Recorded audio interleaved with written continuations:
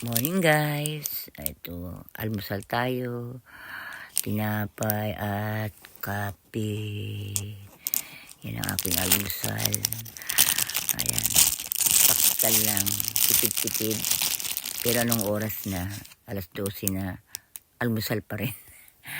Ganyan ginagawa ko, saw. Gusto ko kasi malambot. Ganyan din ba kayo? Parang dan sa atin.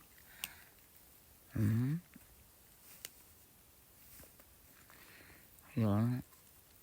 Hindi akong papakita sa camera kasi mukha akong bruha. Ito na lang. Yan.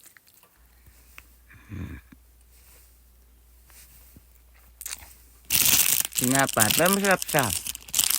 Made to order yan. Hindi yan nabili sa tindahan. Oo, sa tindahan pero ginawa ng kaibigan ko. Ayan. Kape-kape ako gumawa. Yun.